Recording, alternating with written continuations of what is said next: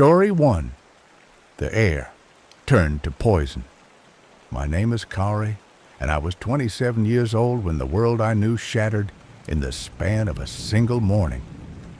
March 20th, 1995 started like any other day in Tokyo, a city that hums with precision, where trains arrive on the second and commuters move like a synchronized tide.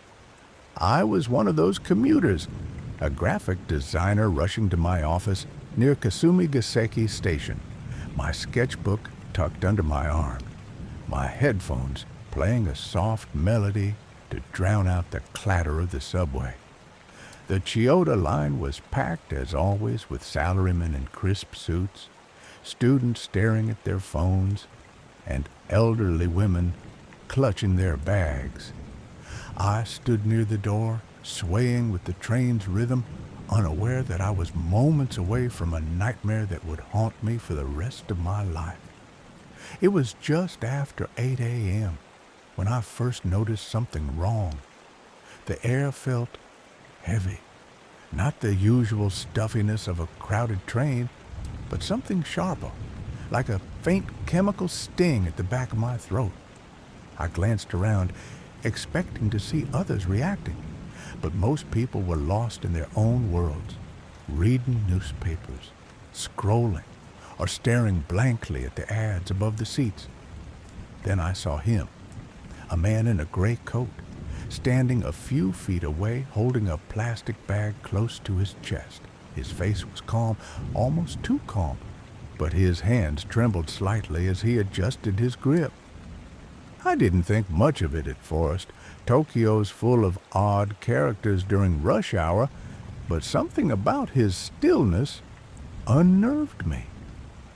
The train lurched as it approached Kasumigaseki Station, and that's when it happened. The man knelt as if tying his shoe, and I saw a flash of something metallic, a sharpened umbrella tip. He jabbed it into the plastic bag once, twice, and then stood quickly, shoving his way toward the door. A faint liquid glistened on the floor where he'd been, spreading in a thin, oily sheen. I frowned, thinking it was some kind of spill, but then the smell hit me. It wasn't strong, just a faint, acrid tang, like cleaning fluid gone wrong. My eyes started to burn. I rubbed them, thinking it was just fatigue from late-night sketching, but the burning grew worse, like needles pricking my corneas. Around me, others began to react. A woman across the car gasped, clutching her face. A man in a suit coughed violently, his newspaper dropping to the floor. "What's happening?" someone muttered, their voice tight with panic. The air seemed to thicken, and a strange mist hung low, curling around our ankles. My chest tightened, each breath feeling like I was inhaling fire. I stumbled toward the door as the train screeched to a halt, but the chaos was already erupting. People were screaming now, not loud screams, but choked, desperate cries. "I can't see!" a girl near me wailed, her hands clawing at her eyes. I tried to help her, but my own vision blurred, tears streaming down my face. The train doors opened, and a wave of commuters shoved forward, trampling over bags and briefcases. I tripped, falling to my knees, and that's when I saw it. A pool of liquid near my hands, the same oily sheen the man had left behind. I scrambled back, my heart pounding, as a station worker rushed toward the mess with a rag. His name tag read Takahashi. He knelt to clean it, his face contorted in confusion, and then he collapsed. His body hit the platform with a dull thud, limbs twitching once before going still. Panic clawed at my throat. I staggered to my feet, joining the flood of people spilling onto the platform. The station was a nightmare. Hundreds of commuters stumbling, coughing, collapsing. A man in a business suit lay sprawled near the ticket gates, his glasses cracked beside him, his chest heaving, as he gasped for air. A young woman crawled along the floor, her fingers scraping the tiles as she sobbed. The lights flickered overhead, casting eerie shadows, and the air was thick with that chemical stench. I pressed my scarf to my face, trying to block it, but it was no use. My lungs burned, my skin prickled, and my vision swam with dark spots. I don't know how I made it to the street. The tunnels were a blur of bodies and screams, the air growing heavier with every step. Outside, the chaos was worse. Ambulances wailed in the distance, their sirens barely audible over the shouting. Paramedics in hazmat suits moved through the crowd, dragging people onto stretchers. I saw a man being carried out, his face gray, his eyes rolled back. A woman beside me collapsed, her purse spilling coins across the pavement. I wanted to help, but my legs were shaking so badly I could barely stand. I leaned against a lamppost, gasping, my scarf soaked with tears and sweat. The news spread like wildfire. By noon, the city was in shock. The attack wasn't just on my train. It had happened across 5 trains, all converging at Kasumigaseki. A group had released a chemical, a nerve agent called Sarin, into the subway. It was deliberate, calculated, meant to kill. 13 people were dead by the end of the day, including the station worker Takahashi, who'd tried to clean up the spill. Over 6,000 were injured, some permanently blinded, others scarred by the poison's lingering effects. I was one of the lucky ones, they said. My exposure was minimal, my symptoms temporary. But lucky felt like a cruel word when I could still hear the screams in my head, still see Takahashi's body crumpling like a broken doll. The days that followed were a haze. I couldn't go back to work, couldn't ride the subway without my heart racing. Every crowded place felt like a trap, every stranger a potential threat. The police raided a compound in the mountains, arresting a group responsible for the attack. Their leader, a man with a cold, unblinking stare, was plastered across every news channel. They called it the worst attack on Tokyo's subway in history, a stain on a city that prided itself on safety. But knowing who did it didn't erase the fear. It didn't bring back the dead. Weeks later, I forced myself to return to Kasumigaseki Station. The platform was clean now, the air free of that horrible chemical tang, but the ghosts lingered. I saw them in the polished tiles, in the flickering lights, in the way commuters glanced nervously at each other. A small plaque had been placed near the ticket gates, engraved with the names of the victims. I read them one by one, my fingers tracing Takahashi's name. I didn't know him, but I'd never forget his face, frozen in that moment of confusion before he fell. I started sketching again, but my art changed. No more bright cityscapes or whimsical designs, my sketchbook filled with dark, jagged lines, eyes wide with terror, hands clawing at invisible poison, trains swallowed by mist. Each drawing was a piece of that day, a way to exorcise the horror that lived in my bones. But it never left. Not really. Every March 20th, I'd find myself back at Kasumigaseki, standing by the plaque, watching families leave flowers for the lost. The city moved on, but for those of us who were there, the air would always carry a faint trace of poison. Story 2. The Phantom of Covent Garden Station. My name is William Terriss, or at least it was, back when my heart still beat and my boots trod the boards of the Adelphi Theater. Now, I am something else, something less, or perhaps more, depending on how you see it. I am the shadow that lingers in the tunnels of Covent Garden Station, a wraith bound to the place where my life was snuffed out. Let me tell you my story, not as a man, but as the thing I've become, forever tethered to these cold, tiled passageways. If you listen closely, you might hear my footsteps echoing behind you or catch the flicker of my lantern in the dark. But beware, once you hear my tale, you may never see the underground the same way again. It was December 16th, 1897, when the blade found me. I was at the height of my fame, a music hall star whose name lit up the marquees of London's West End. The Adelphi was my kingdom, its stage my throne. That night, I strode toward the theater's side entrance, my opera cape billowing in the winter wind, my top hat tilted just so. I was to perform as Captain Thorne in the Harbor Lights, a role I'd made my own.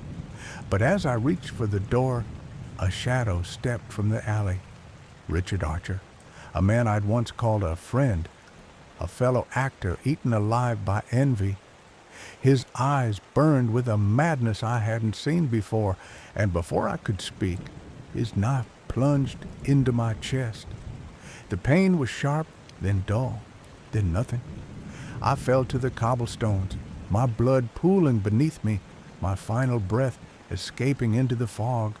That was the last time I saw the sky. I don't know why I didn't leave. Death is supposed to be a curtain call, a final ball before the stage goes dark. But for me, the lights never dimmed. I woke, or rather I was, in a place that was not the Adelphi, nor the alley where I died. It was a labyrinth of tunnels, platforms, and tracks, a world of iron and tile that hadn't existed in my time. I learned later that they'd built Covent Garden Station here in 1907, tearing down the old theater bakery to make way for it. My deathbed had become a platform, my grave a passageway, and I was trapped within it. At first, I thought I was dreaming. I wandered the station, my cape trailing behind me, my gloved hands clutching a lantern that never seemed to burn out. The platforms were empty, the air thick with the smell of oil and dust. But then I saw them. People.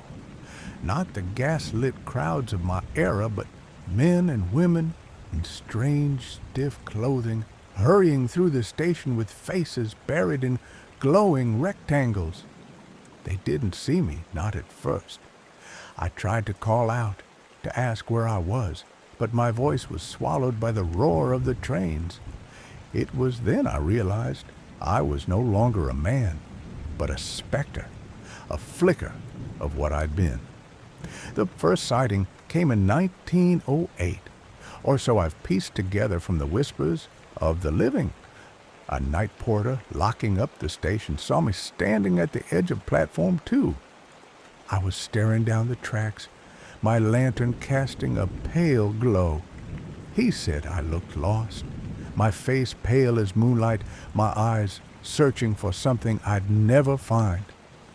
He called out, but I didn't answer. I couldn't.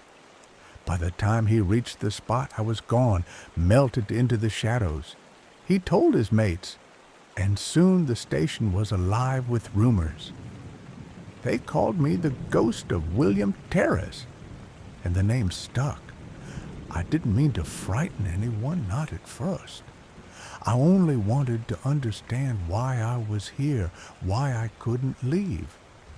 I walked the tunnels, my footsteps echoing in the empty hours after the last train. I'd pass through the service gates, my lantern swinging, searching for the door that would take me back to my life. But the station was a maze, its passages twisting in ways that defied reason. Sometimes I'd find myself back at the same platform, though I'd walked for hours. Other times I'd hear my own voice, singing a snatch of a song from the Harbor Lights, only to realize it was coming from the walls themselves. The sightings grew. A ticket clerk in 1912 swore she saw me glide past her booth, my cape brushing the glass. She said I turned to look at her, my eyes hollow, before vanishing into the tunnel. A maintenance worker in 1920 heard my footsteps pacing the Baker Street entrance, though the station was locked tight. He said the air grew cold, and the faint strains of opera music, my music, drifted through the dark. By the 1930s, commuters began to notice me too. A woman on a late train claimed she saw a man in a top hat standing alone on the platform, only to blink and find him gone. A man in 1947 felt a hand brush his shoulder as he waited for the Piccadilly line. But when he turned, no one was there. I began to understand my curse. I was bound to this place not just by my death, but by the weight of my unfinished life. I'd been a star, adored by thousands, yet I'd died alone, betrayed. The station had claimed me, built over my blood, and now it fed on my presence. I could feel it sometimes, a hunger in the walls, a pull that kept me from straying too far. I tried to leave once, following the tracks toward Holborn, but the air grew thick, my lantern flickered, and I was dragged back to Covent Garden, my form dissolving and reforming on the platform where I'd first appeared. The years blurred, the station changed, new tiles, new lights, new voices, but I remained the same. My cape, my hat, my lantern, they were as much a part of me as my name. I began to experiment, to see how far I could push my existence. I learned I could make myself seen, if only for a moment. I'd stand at the edge of a platform, watching the faces of the living, and will myself into their world. Their reactions were always the same: a gasp, a stumble, a hurried glance behind them. Some fled, others laughed it off, but all carried a piece of my story with them. One night, in 1955, a young worker, a lad no older than 20, saw me clearly. He was sweeping this platform, the station silent save for the hum of the lights. I stood at the far end, my lantern casting long shadows. He froze, his broom clattering to the ground. "Who's there?" he called, his voice trembling.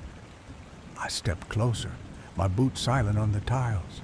He backed away, his eyes wide, and I felt a pang of guilt.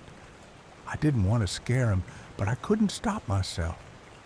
I raised my lantern, and for a moment I let him see my face, my real face. Not the handsome mask I'd worn on stage, but the hollow thing I'd become. He screamed and ran, and I heard him later, telling his supervisor about the man in the cape. They searched the station, of course, but found nothing. They never do. The incidents grew stranger. In 1972, a commuter claimed she saw me walk through a wall near the service gate. She said I was humming a tune, my lantern swinging as I passed into the stone. In 1984, a group of late-night passengers heard my voice reciting lines from the harbor lights, though no one could pinpoint where it came from. The station manager dismissed it as a prank, but I saw the fear in his eyes. He knew something wasn't right. He felt me, just as I felt the station's pull. By the 1990s, I'd become a legend. Tour guides told my story to wide-eyed visitors, their voices hushed as they pointed to the platforms where I'd been seen. They didn't know I was listening, watching from the shadows. They spoke of me as a curiosity, a bit of London folklore to spice up their tours. But to me, this was no tale. It was my existence, my endless night. I began to grow restless. The station's hunger was stronger now, and I felt it feeding on my despair. I started to appear more often, not just at night, but in the dim hours of dawn. When the first trains rattled through, I'd stand on the platform, my cape billowing, though there was no wind, and watch the commuters hurry past. Some saw me, some didn't, but all felt the chill in the air. One night, in 2003, a maintenance crew working in the tunnels near the Baker Street entrance heard my footsteps. They were replacing old tracks, their lanterns casting flickering light. I followed them, curious, my own lantern glowing faintly. One man stopped, his head tilted as if listening. "You hear that?" he whispered. The others nodded, their faces pale. They heard my boots, my song, the rustle of my cape. I stepped closer, and one of them, a grizzled man with a beard, looked right at me. For a moment, our eyes met. He didn't scream, didn't run. He just stared and softened. I felt a flicker of hope. Could he free me?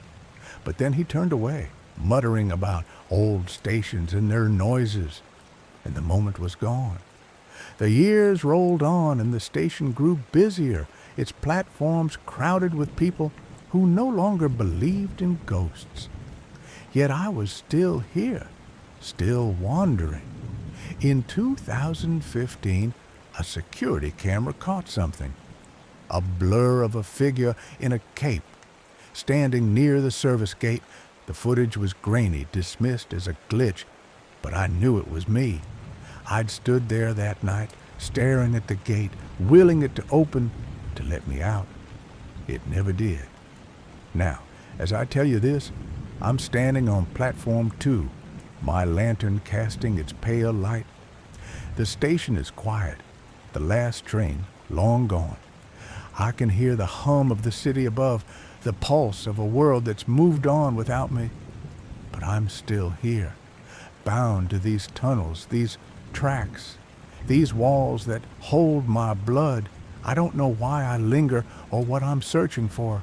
Perhaps it's the life I lost, the stage I'll never tread again. Or perhaps it's something darker, something the station itself demands. If you ever find yourself at Covent Garden Station late at night when the crowds are gone, listen closely. You might hear my footsteps, soft but steady, or the faint strains of an opera tune I once sang. You might see my lantern flickering in the dark, or catch a glimpse of my cape as I pass through a wall. Don't follow me. Don't try to speak. Just walk away and let me be. For I am William Terriss, the Phantom of Covent Garden Station. Story 3, The F-Train Nightmare. My name is Jordan Neely. I was 30 years old, scraping by in the streets of New York, dancing for coins when I could. The subway was my stage, my shelter, my world. But on May 1st, 2023, that world turned into a cage, and I became the prey in a horror I never saw coming. It was late afternoon, and I was on the Uptown F train, heading toward Broadway Lafayette Station. The car was packed. Commuters pressed shoulder to shoulder, their faces buried in phones or staring blankly at the flickering ads above. I'd been on my feet all day, my stomach gnawing at itself. No food, no water, just the relentless grind of the city. Something snapped in me. I don't know if it was the hunger or the weight of it all, but I started shouting. My voice echoed off the metal walls, raw and jagged. I'm hungry, I'm thirsty, I don't care what happens anymore. The words spilled out, and I paced the aisle, my hands flailing. I wasn't trying to hurt anyone, but I could feel the fear rippling through the car. Eyes darted away. People shuffled back, clutching their bags. I didn't see him at first, the man who'd end my life. He was just another face in the crowd, a 24-year-old with a buzz cut and a calm that felt dangerous. Daniel Penny, they'd later call him, a Marine veteran trained to act when others freeze. I was still shouting, my voice hoarse, when I felt it, a sudden force from behind. His arms locked around me like a vice, and before I could react, my body hit the floor of the subway car with a sickening thud. The air rushed out of my lungs, and his forearm clamped around my throat. The chokehold was tight, relentless. I clawed at his arm, my nails scraping against his skin, but he didn't budge. The world started to blur. The fluorescent lights above flickered like a dying star, and the faces of the other passengers swam in and out of focus. Someone screamed, "Let him go!" Another voice, panicked, yelled for the police. I could hear the clatter of the train, the screech of metal on tracks, but it all felt distant, like I was sinking into a void. My chest burned as I gasped for air, but every breath was shallower than the last. 6 minutes. That's how long he held me there, pinned to the grimy floor of the F train, my life draining away with every second. A man, some stranger, tried to help. I saw him through the haze, pouring water from a bottle onto my face, like that could somehow snap me back. It didn't. The cold water stung my eyes, mixing with the sweat and panic. "He's dying!" a woman shouted, her voice sharp with terror. But no one else moved. They just watched, their faces a mix of horror and helplessness, frozen in the confines of that metal box, hurtling through the tunnels of Manhattan. I don't know when I stopped fighting. My arms grew heavy, my vision narrowed to a pinpoint. The last thing I saw was the subway floor, littered with gum wrappers and dirt inches from my face. Then, nothing. I was gone before the train screeched into the next station. They say I was pronounced dead at the hospital, but I already knew I was gone. My body was just a shell by the time they carried me out. The aftermath wasn't mine to live through, but I saw it unfold, like a ghost trapped in the echo of that day. The video of my death spread like wildfire across social media, grainy footage of Penny's arm around my neck, my body limp beneath him. New York exploded with rage and grief. Some called Penny a hero, a man protecting the passengers from a threat they didn't understand. Others saw me, a homeless man, a former performer, a human being, and mourned the life snuffed out in a moment of chaos. The city's pulse quickened, its veins clogged with debates about safety, mental health, and what it means to take a life in the name of order. Penny was arrested days later, charged with manslaughter and negligent homicide. He pleaded not guilty, his lawyers arguing he was just restraining me, protecting the others. But I know what I felt. His grip tightening, my breath fading. The trial dragged on, each witness painting a different picture of that day. A woman in a red coat said I'd been screaming threats, scaring everyone. A teenager with earbuds swore I hadn't hurt anyone, that I was just loud, desperate. The truth got lost in the noise, but the facts stayed cold. I was dead, and Penny's hands had made it so. The subway car became a haunted place after that. Passengers on the F train would glance at the floor at the spot where I'd lain and hurry to another car. Whispers spread about a chill in the air, a shadow that lingered in the flickering lights. I wasn't there, not really, but the city carried my story like a wound. Every creak of the train, every sudden jolt made people flinch. They'd look over their shoulders, half expecting to see me pacing the aisle again, shouting into the void. Weeks passed, and the horror didn't fade. Another incident shook the F train, though it didn't make the headlines like mine. A woman, maybe 40, boarded at Delancey Street late at night. She was alone, her heels clicking on the platform as she stepped into an empty car. The doors slid shut, and the train lurched forward. She sat near the back, scrolling on her phone, when she heard it. A low guttural moan from the other end of the car. She froze, her eyes scanning the empty seats. Nothing, just the hum of the train and the flicker of lights. Then it came again, louder, closer. She stood, her heart pounding, and saw a figure slumped in the corner, barely visible in the shadows. It wasn't me. I was long gone. But she swore it was a man, his face gaunt, his eyes hollow. She bolted for the door, screaming for the conductor, but the train didn't stop. When it finally pulled into the next station, she stumbled out, gasping, and the car was empty again. She told the police, but they found nothing. Just another ghost story for the subway. The F train kept running, but it wasn't the same. People started avoiding it, especially at night. A man claimed he saw blood on the floor one evening, right where I'd been pinned. He blinked, and it was gone, but he never rode that line again. A group of teenagers, daring each other to ride the haunted car, recorded a video of strange noises, whispers, footsteps, a faint, choking sound. They posted it online, and it racked up thousands of views before the platform took it down.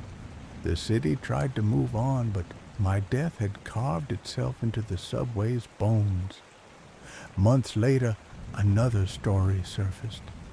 A conductor working the late shift said he saw something in the tunnel just past Broadway Lafayette.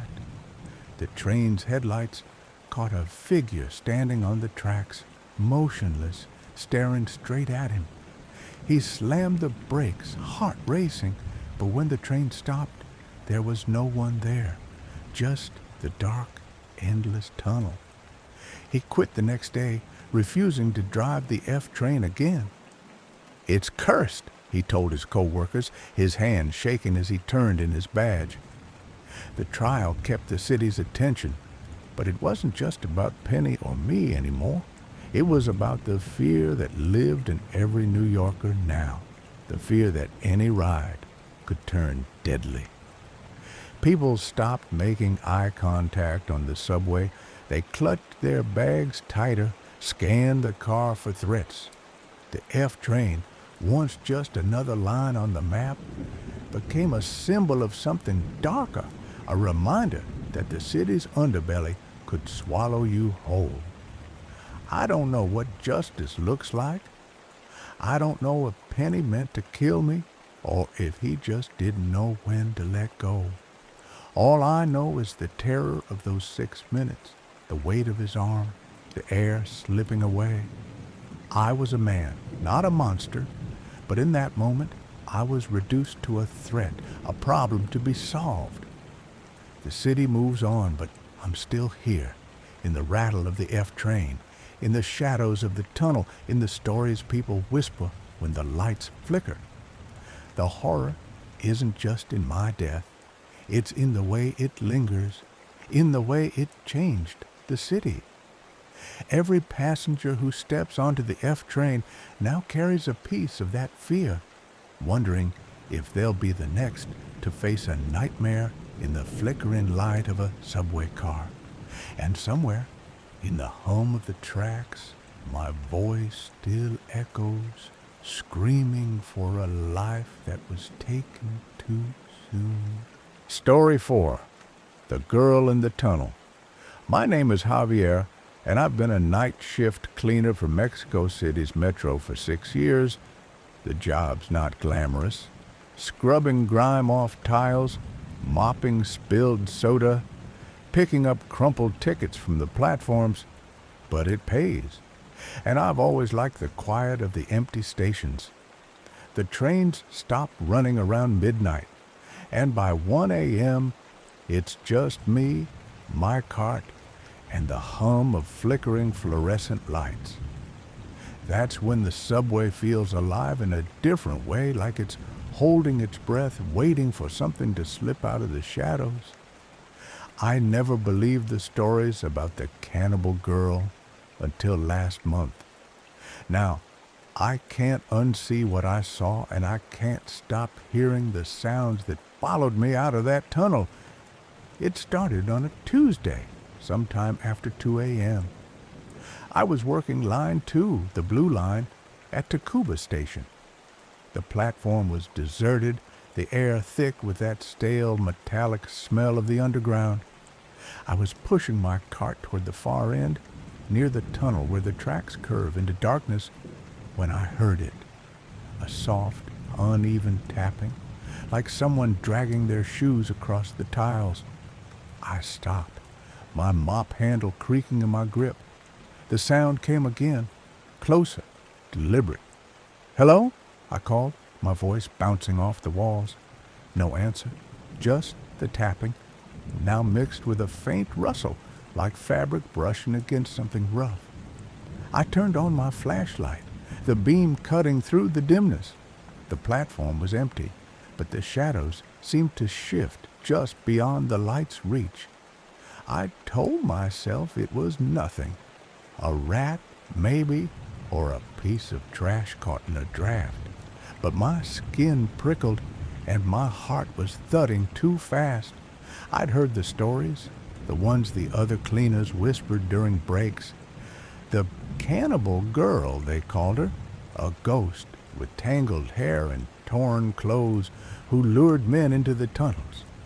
I always laughed it off. Urban legends don't survive 6 years of cleaning the same stations, or so I thought. The tapping stopped, and I forced myself to keep moving. I had a job to do, and I wasn't about to let some ghost story spook me. But as I neared the tunnel's mouth, I saw something that made my stomach twist. A single shoe, a woman's sneaker, white but scuffed and streaked with dirt, sat in the middle of the platform like it had been placed there. I froze, my flashlight beam locked on it. The laces were untied, dangling loosely, and there was a dark smear on the toe, too red to be mud.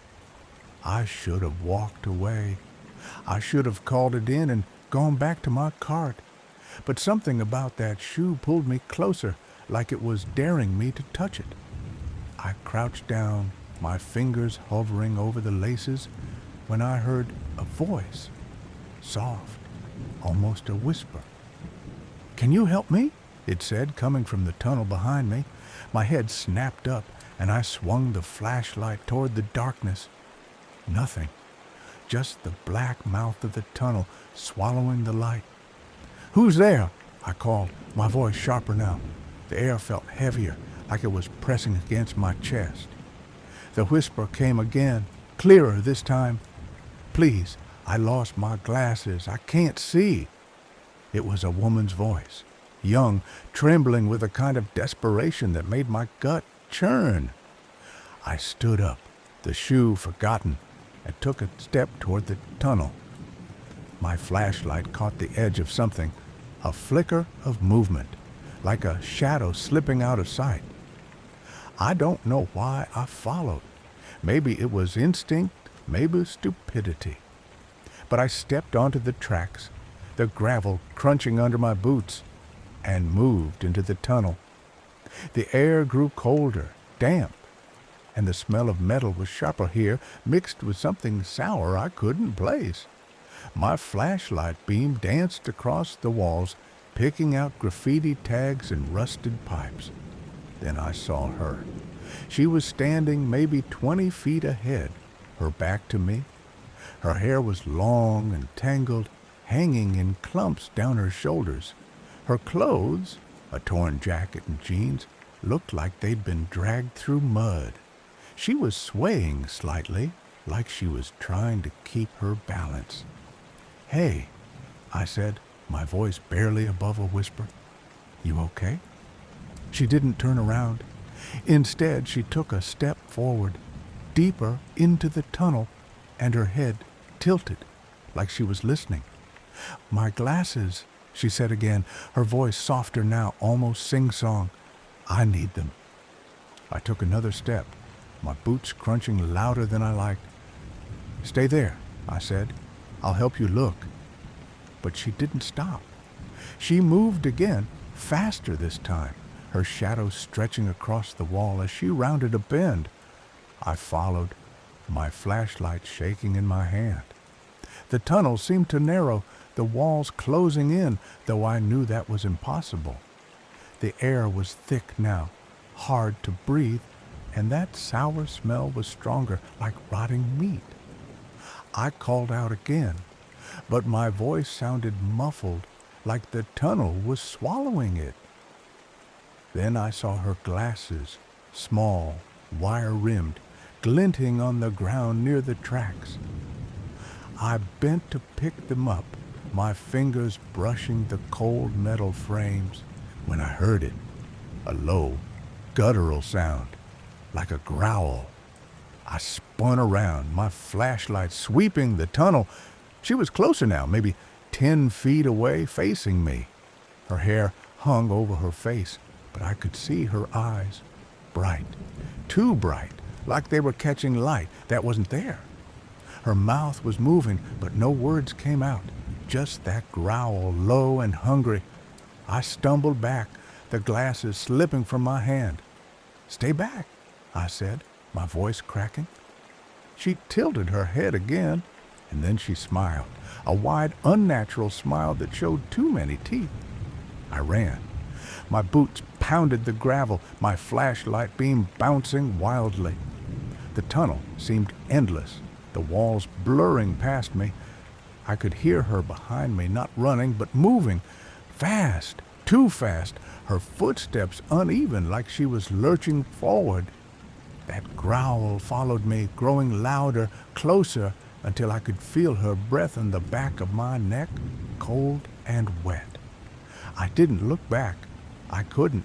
I just ran until I burst onto the platform, my cart still there, the light still flickering. I collapsed against the wall, gasping, my heart slamming against my ribs. The tunnel was silent now, but I didn't dare look back. I grabbed my cart and pushed it to the other end of the station, my hand shaking so badly I could barely hold the handle. When I finally worked up the nerve to check the tunnel, it was empty. No girl, no glasses, no shoe, just the tracks, stretching into the dark. I didn't tell anyone that night. Who would believe me? But the next shift, I noticed something. The other cleaners were quieter than usual, their eyes darting to the shadows. One of them, an older guy named Miguel, pulled me aside. "You saw something last night, didn't you?" he said, his voice low. I didn't answer, but he nodded like he already knew. "She's been around lately," he said, "more than usual." He told me about the others, workers who'd seen her, always at night, always near the tunnels. A security guard who'd quit after hearing screams from an empty platform. A driver who'd found a torn jacket on the tracks, stained with something that wasn't oil. "Don't go looking for her," Miguel said. "She finds you." I tried to laugh it off, but the next night I couldn't shake the feeling that something was watching me. I was at Chabacano Station this time, sweeping the platform, when I heard it again. That tapping, slow and deliberate. I froze, my broom clattering to the ground. The sound was coming from the stairwell, the one that led to the lower tracks. I grabbed my flashlight, my hand sweaty, and shone it down the stairs. Nothing, just shadows. Then I saw the glasses, the same wire-rimmed glasses lying on the bottom step. I backed away, my breath hitching, but before I could turn, I heard her voice. "You found them?" she said right behind me. I spun around, but the platform was empty. My flashlight beam caught the stairwell again, and there she was, halfway up the steps, her head tilted, her eyes glinting. That smile again, too wide, too sharp. I bolted for the exit, my boots slipping on the tiles. The station was a maze of corridors, and every turn felt wrong, like the walls were shifting. Her voice followed me, whispering, "You can't leave." I didn't stop until I reached the street, the city lights blinding after the dimness of the station. I didn't go back that night. I called in sick, stayed home, tried to convince myself it was just my imagination. But it wasn't. Last week, I was back at Cuba, finishing my shift.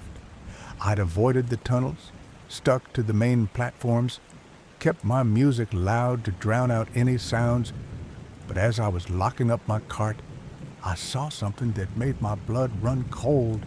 A pile of clothes, torn, dirty, streaked with red, sitting in the corner of the platform near the tunnel's mouth, and on top, a single shoe. The same shoe. I haven't been back since. I told my supervisor I needed time off, but I don't know if I can ever go back. Every night I hear that tapping in my dreams, feel her breath on my neck. I keep my curtains drawn, my doors locked, but I know she's still out there, waiting in the tunnels. And I know, deep down, that she's not done with me. Story 5. The Silver Arrow's Last Run. My name is Elsa, and I've worked the Stockholm Metro's night shift for 12 years. The tunnels, the hum of the trains, the flicker of fluorescent lights, they're as familiar to me as my own heartbeat. But nothing in those years prepared me for the Silver Arrow. I'd heard the stories, of course. Everyone had. The unpainted aluminum train, gleaming like a ghost, slipping through the metro after midnight, carrying passengers who never left. They said it stopped only once a year at the abandoned Kimlinga station, where the air was too still and the shadows too long. I thought it was just a tale to spook new hires, until I saw it. It was late, past 1 a.m., and I was at the control desk in the Gamla Stan station, monitoring the last trains. The screens showed the usual green carriages rattling through, their schedules predictable as clockwork. My coffee was cold, the station silent except for the distant rumble of a train. Then a glitch flickered across my monitor. A train icon appeared on the map, unscheduled, moving toward Kimlinga. No driver ID, no route code, just a blank marker. I radioed Central Control. "Control, this is Elsa at Gamla Stan. I've got an unscheduled train on the Kimlinga line. Can you confirm?" Static crackled. "No record of that, Elsa. System's clear. Probably a glitch." I frowned, eyes fixed on the screen. The marker kept moving, steady, deliberate. Kimlinga wasn't even an active station. Abandoned years ago, half built, its platforms crumbling in the dark. No train should be heading there.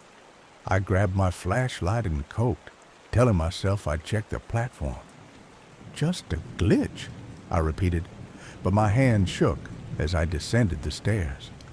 The platform was empty, the air heavy with the scent of damp concrete. Then I heard it, a low metallic hum, different from the usual trains. It was too smooth, too quiet. The tunnel glowed faintly, and from the darkness came a silver gleam. The train slid into view, its aluminum body catching the dim lights like a mirror.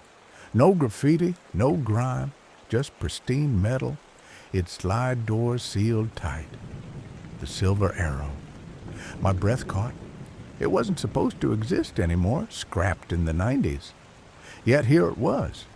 The train stopped, its doors hissing open. I should have stayed back, called for backup, but something pulled me closer. The interior was stark. No seats, no ads, just bare walls reflecting my flashlight's beam. I stepped inside. The doors snapped shut behind me, and the train lurched forward. No controls, no driver. The windows showed only darkness. the tunnel walls blurring past too fast. I pounded on the doors, shouted into my radio, but it was dead. The train didn't stop. Stations flashed by, empty platforms, flickering lights, names I didn't recognize. My watch said 1:30 a.m., then 2 a.m., then stopped altogether. Time felt wrong, like it was unraveling. I sat on the cold floor trying to stay calm, but the air grew heavier, pressing against my chest. Then I saw them. Shapes in the shadows at the far end of the car. Passengers, or what looked like them. They sat motionless, their faces blurred like smudged photographs. A man in a coat, a woman with a scarf, a child clutching a toy. They didn't speak, didn't move, just stared ahead. I called out, but my voice echoed back, unanswered. The train sped on, the hum growing louder, vibrating through my bones. Hours passed, or maybe minutes. It was hard to tell. The train slowed, and a platform appeared outside. Kimlinga. The station was a ruin, its tiles cracked, lights long dead. The doors opened, but I didn't move. The passengers stood, their movements mechanical, and shuffled out. I glimpsed their faces as they passed, eyes hollow, skin too pale, like they'd been drained of life. The child turned, its toy a rusted metal car, and looked at me. Its eyes were empty sockets. I pressed myself against the wall, heart hammering. The doors stayed open. I could have run, but my legs wouldn't move. The train jolted forward again, leaving Kimlinga behind. The passengers were gone, but I wasn't alone. A figure sat where the child had been, its back to me. It wore my uniform, my name tag glinting in the dim light. I froze. It turned, and I saw my own face, pale, lifeless, eyes like black pits. I screamed, stumbling back, and the train plunged into darkness. When I opened my eyes, I was back at Gamla Stand, sprawled on the platform. My watch read 1:15 a.m., as if no time had passed. The screens showed no trace of the train. I reported it, but no one believed me. Overworked, they said. Seeing things. I took a week off, but the dreams wouldn't stop. Silver tracks, empty eyes, my own face staring back. I went back to work, avoiding the night shift. But a month later, I saw it again. Not on the screens, but in the tunnel as I walked the tracks for a routine check. A silver gleam, far off, moving away. I didn't follow. I quit the next day, took a job at a bakery, swore I'd never go underground again. But the story doesn't end there. 6 months later, I got a call from an old colleague, Johan. He'd seen it too. Same train, same time, heading to Kimlinga. He sounded shaken, said he'd seen me on it, sitting with the others, my face blank. I laughed it off, told him he was mistaken, but my hands were cold as I hung up. That night, I checked my old uniform, stuffed in a box. The name tag was gone. I started asking around, discreetly. Other workers had stories. A cleaner who'd seen a silver train vanish mid-tunnel. A driver who swore he'd passed Kimlinga and seen figures on the platform unmoving. One old man, retired, told me he'd ridden it in '78. He'd gotten on by mistake, thinking it was a regular train. It didn't stop for hours, and when it did, he was alone at Kimlinga, the other passengers gone. He walked out through the tunnels, found his way back, but his hair had turned white overnight. I couldn't let it go. I needed answers. Against every instinct, I went back to the metro late at night, to Kimlinga. The station was sealed, but I knew a maintenance access. The air was thick, the silence oppressive. My flashlight caught broken tiles, rusted tracks. Then I saw it, a single silver carriage, half hidden, in the dark, not moving, just sitting there. I approached, heart pounding. The doors were open, the interior empty, but on the floor was my name tag, glinting like it was new. I didn't touch it. I backed away, ran, sealed the access behind me. I haven't been back since. But sometimes, at night, I hear a hum, low and metallic, outside my window. I don't look. I don't need to. I know it's out there, running its endless route, waiting. And I know one day it'll stop for me again. Story 6. The Ghost Train of Harlem Station. My name is Sarah, and I've ridden Chicago's Blue Line for years, back and forth from Forest Park to the Loop, day in, day out.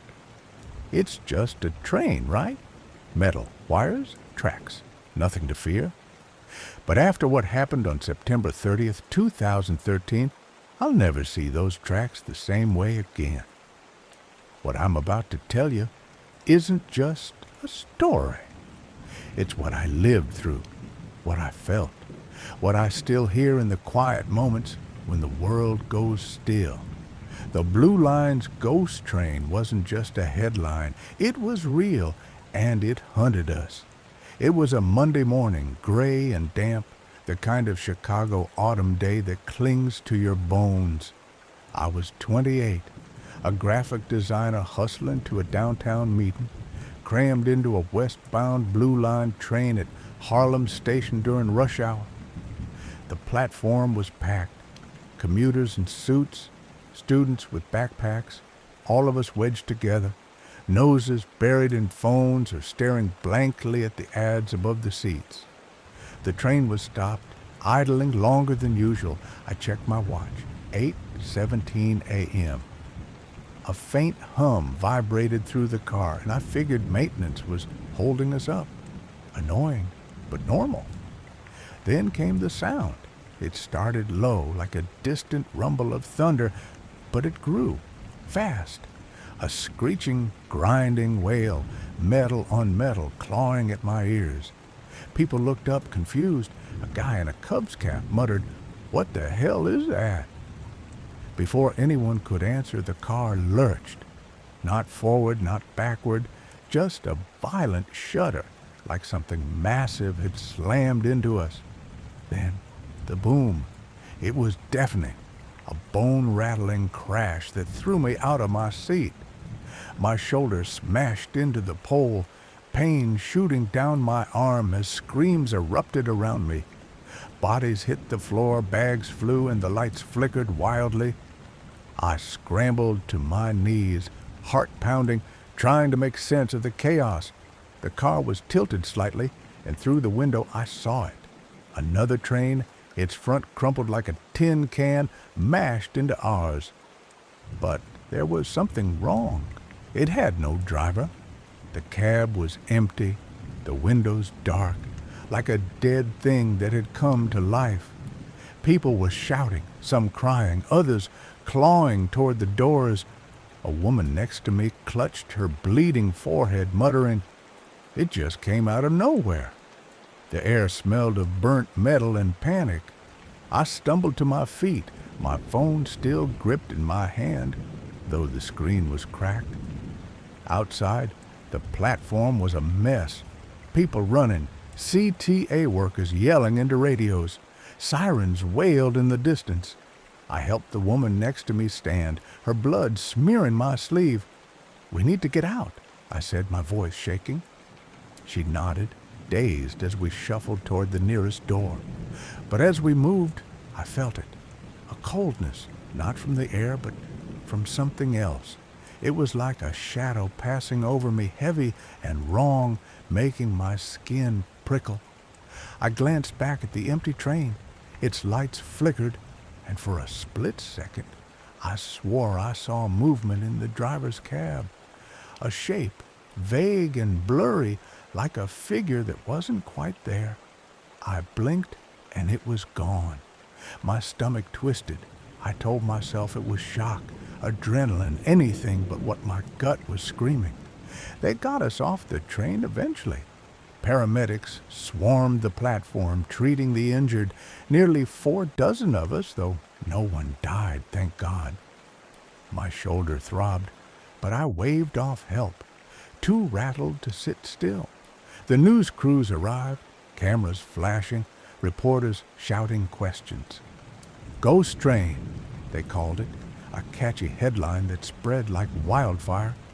An empty train, parked for repairs, had somehow powered up, sped down the tracks, and slammed into ours. No driver, no explanation, just a machine gone rogue. I went home that day, bruised and shaken, but I couldn't shake that cold feeling. That night, I lay awake, the screech of metal replaying in my head. Every time I closed my eyes, I saw that empty cab, that flicker of movement. I told myself it was nothing. The news said it was a technical failure, faulty wiring, a glitch in the control system. But I'd been on that platform. I'd felt that shadow. It wasn't just wires. The next day, I couldn't bring myself to take the blue line. I called in sick, worked from home, tried to focus. But I kept checking my phone, scrolling through articles about the crash. One detail stuck out. The yard cameras where the empty train had been parked were offline during the incident. Not malfunctioning, disabled. No footage, no record of how that train had started moving. Workers swore it was locked down, its systems offline for repairs, yet it had roared to life, like something had flipped a switch. I started digging. Maybe it was the shock, or maybe it was that cold shadow I couldn't unfeel, but I needed answers. I found forums online, posts from other commuters who'd been on the train. Some mentioned the same thing, a chill, a feeling of being watched right before the crash. One guy, a mechanic named Javier, claimed he'd worked in the CTA yard that night. He posted anonymously, saying he'd seen something in the parked train hours before it moved. It was like a shadow sitting in the driver's seat, he wrote. I thought it was a trick of the light, but it moved. I ran. I messaged him, my hands trembling as I typed. He didn't respond right away, but when he did, it was brief. Don't go back to Harlem Station. It's not safe. I asked what he meant, but he went silent. His account was deleted the next day. Against my better judgment, I went back to Harlem Station a week later. I had to know. The platform was quieter than usual, the air heavy with that same damp chill. The blue line was running again, but people avoided the spot where the crash had happened. I stood there staring at the tracks, my heart pounding. The station felt wrong, too still, too empty, like it was holding its breath. That's when I heard it again. A low hum, barely audible, like the tracks were vibrating. I froze, my breath catching. No train was scheduled for another 10 minutes.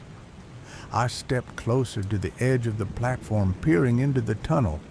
The darkness seemed to pulse like it was alive. Then a screech, faint but unmistakable.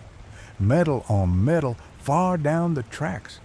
I backed away, my pulse racing, and ran for the exit. I didn't look back, but it didn't stop there. The sounds followed me. At night, I'd hear faint screeches outside my apartment, like distant trains that shouldn't be there. My dreams were worse. Endless tunnels, empty trains speeding toward me, and that shadow in the cab, always watching. I stopped sleeping, started jumping at every noise. My friends thought I was losing it, told me it was trauma from the crash. Maybe they were right. But then the messages started. They came from an unknown number, always at 3:17 a.m., the exact time of the crash. No words, just photos of the blue line tracks taken from angles I didn't recognize. One showed the Harlem Station platform, empty. the lights dim.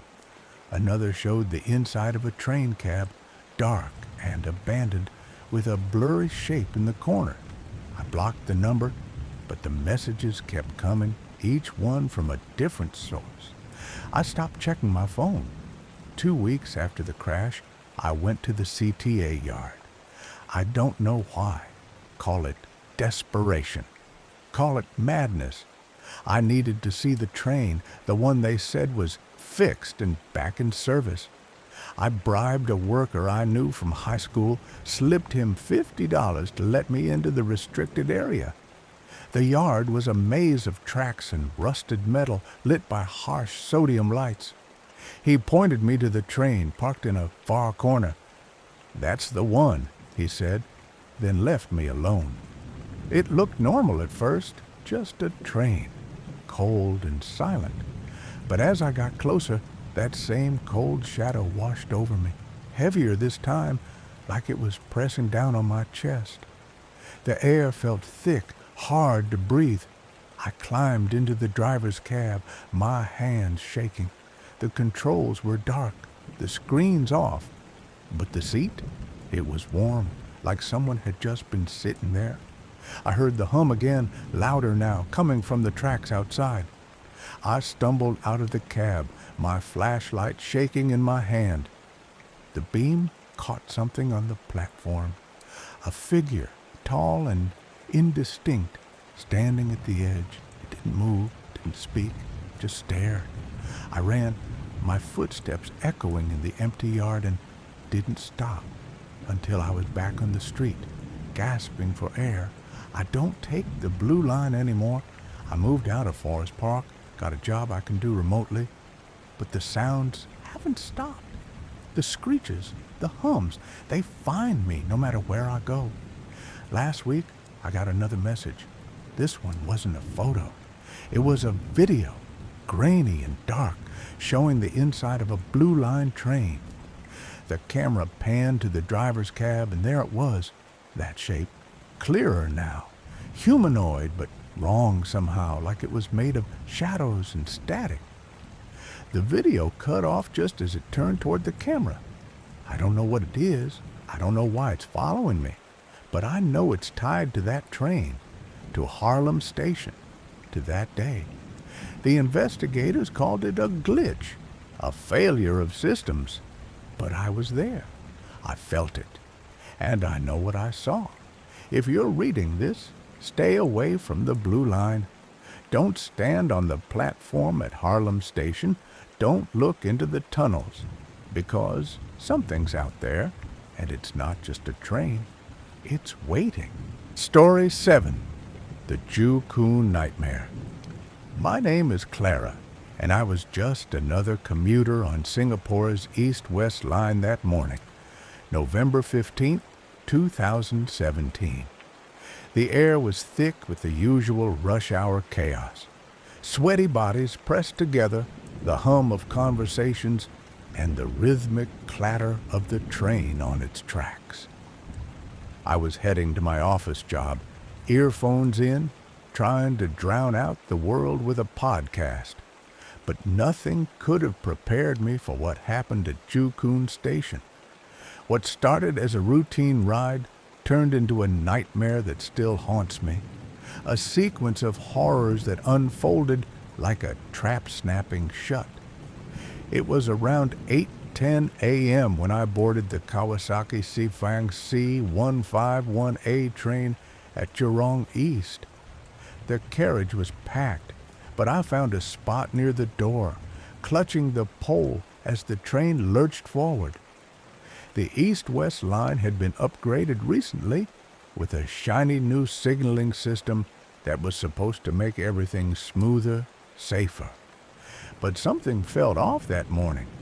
The train's movements were jerky, not the usual glide. I noticed other passengers glancing around, uneasy as the lights flickered briefly. Just a glitch, I told myself, brushing it off. I wish I hadn't. As we approached Koon Station, the train slowed, then stopped. Normal, I thought, probably just unloading passengers. But then the lights flickered again, and the air grew heavy, like the cabin was holding its breath. I pulled out one earphone, catching snippets of murmurs from other passengers. "Why aren't we moving?" a woman muttered. A man in a suit checked his watch, annoyed. Then, without warning, the train jolted forward, not a smooth start, but a violent lurch, like something had shoved us from behind. A deafening bang exploded through the carriage. The floor bucked beneath my feet, and I was thrown against the pole, my shoulders slamming into the metal. Screams erupted as bodies collided, bags and phones flying. The lights went out completely, plunging us into darkness for a heart-stopping moment before the emergency lights kicked in, casting an eerie red glow. My heart pounded as I steadied myself, my eyes darting to the windows. We'd crashed. The rear of our train had smashed into the back of another, its coaches crumpled like paper. Panic surged through the carriage. People were shouting, some crying, others scrambling to check on loved ones. I saw a young girl clutching her arm, blood seeping through her fingers from a gash. An older man was slumped against a seat, dazed, his glasses cracked. My own shoulder throbbed, but I was too stunned to care. The air smelled of burnt metal and fear. Then came the second horror. We were trapped. The doors wouldn't open. The automated system, the one that was supposed to keep us safe, had failed us. I pressed against the door, peering through the glass. The platform was chaos. Station staff running, passengers from the other train stumbling out, some limping, others helping the injured. I banged on the door, my fists useless against the sealed metal. "Let us out!" someone yelled behind me. The air grew stifling, the crowd's panic feeding a claustrophobic dread. My chest tightened. Every breath felt like it wasn't enough. I kept thinking about the news I'd read about Singapore's first train collision in 1993 at Clementi. 156 injured. Was this going to be worse? Minutes dragged on, each one heavier than the last. Then, a new sound. A low, grinding groan from the train's undercarriage, like something was still moving, still braking. My stomach dropped. Was the train going to derail completely? I imagined the carriage tipping, metal twisting, crushing us. I pushed the thought away, but it clung like damp rot. A woman next to me was hyperventilating, her hands trembling as she gripped her bag. I wanted to say something comforting, but my own throat was dry, my mind racing with worst-case scenarios. Finally, a station worker appeared outside, prying open the door with a tool. "Stay calm. We're getting you out," he shouted. But his voice was strained, his eyes wide with urgency. As the door screeched open, a wave of relief hit me, but it was short-lived. Stepping onto the platform, I saw the true scale of the wreckage. The rear of our train was mangled, its metal frame bent inward. The other train, the one we'd hit, was worse. Its back end was a twisted mess, windows shattered, seats upended. Paramedics were already there, tending to the injured. I overheard one say, 36 hurt, maybe more, and my heart sank. 2 crew members were being carried out on stretchers, their uniforms stained with blood. I was herded toward the station exit with other passengers, but the horror wasn't over. As we shuffled forward, a sharp crack echoed from the tracks below. Everyone froze.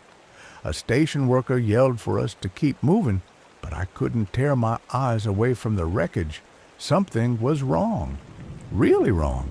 The air felt charged, like static before a storm. Then I saw it. A faint spark. Deep within the crumpled metal of the trains, It flickered, then grew, a sickly yellow glow. Was it fire, an electrical fault? No one else seemed to notice, but I couldn't shake the feeling that the trains were alive, somehow, groaning in pain or anger. At the station exit, we were met with chaos. Ambulances lined the street, their sirens cutting through the morning haze. Reporters were already swarming, shoving microphones in people's faces. I overheard a commuter telling one. It was like the train didn't know to stop. It just kept going. That stuck with me. Later, I'd learn about the software glitch in the new communications-based train control system. A fancy name for a failure that let our train slam into the other without braking. But in that moment, all I knew was fear, raw and unrelenting. I was checked by a paramedic, bruised shoulder, nothing serious. But the mental toll was heavier. I couldn't stop replaying the crash, the sound, the darkness. That night, I barely slept.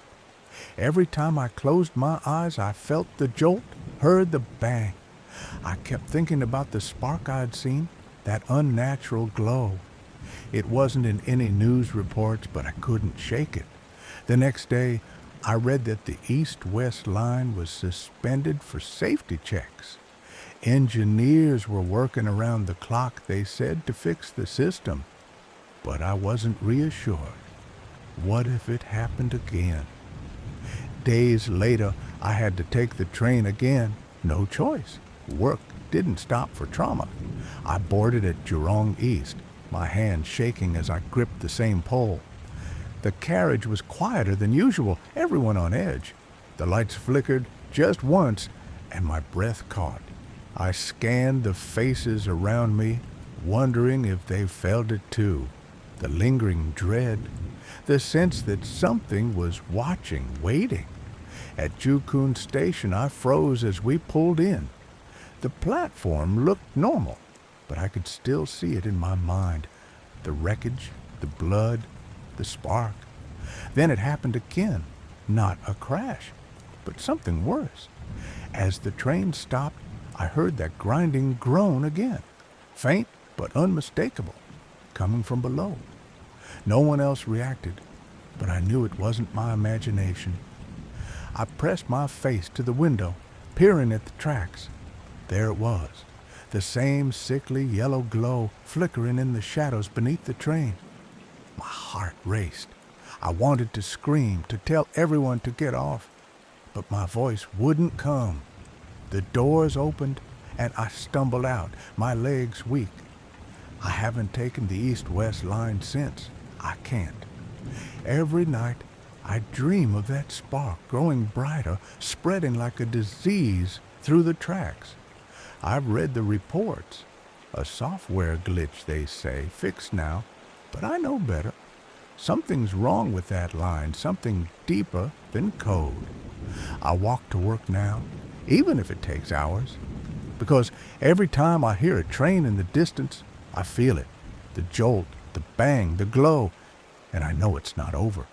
The horror of Koon wasn't just the crash, it was the after, the way it clings to you, the way it changes you.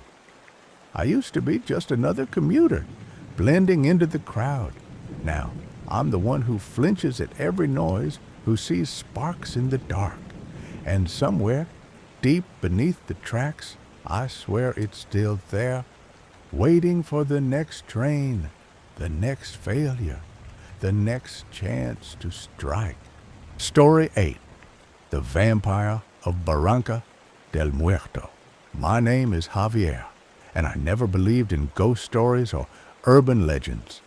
Growing up in Mexico City, I'd heard all the tales, whispers about haunted corners and cursed streets, but I always brushed them off as nonsense. That is, until that night on the metro at Barranca del Muerto, when my world turned upside down. What I'm about to tell you isn't something I share lightly. It's the kind of story that clings to you like damp air in a tunnel. It started with a missed train, a bad decision, and a darkness that wasn't empty. It was a late Thursday, close to midnight. I'd been working overtime at the office, finishing a report that couldn't wait.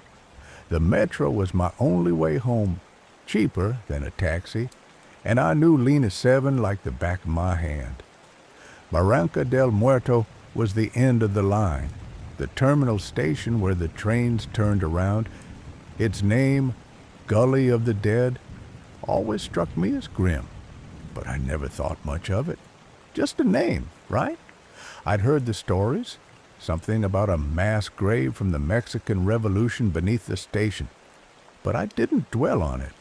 I was tired, my eyes burning from staring at a screen all day, and all I wanted was to get home and collapse. The platform was nearly deserted when I arrived. The fluorescent lights buzzed overhead, casting a sickly glow on the tiled walls. A digital clock ticked down to the last train, 11:58 p.m. I slumped onto a bench, my backpack heavy on my shoulders, and checked my phone. No signal. Typical. The station felt colder than usual, the kind of cold that seeps into your bones. I zipped up my jacket and glanced around. A janitor swept the far end of the platform, his broom scraping rhythmically. Other than that, I was alone, or so I thought. The train pulled in, brakes screeching, and I boarded the last car.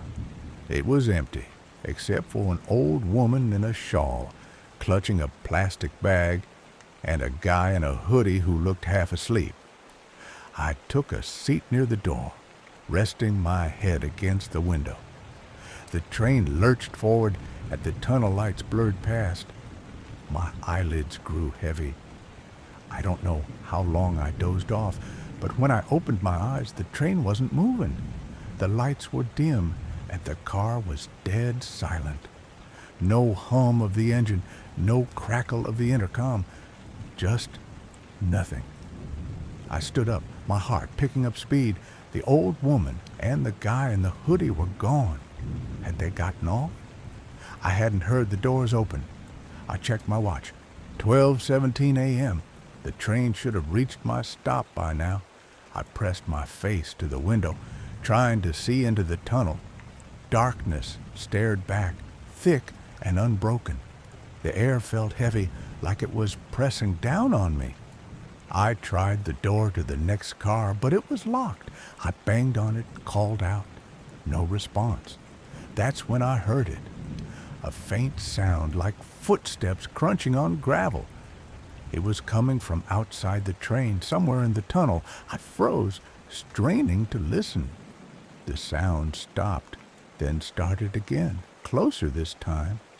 My stomach twisted.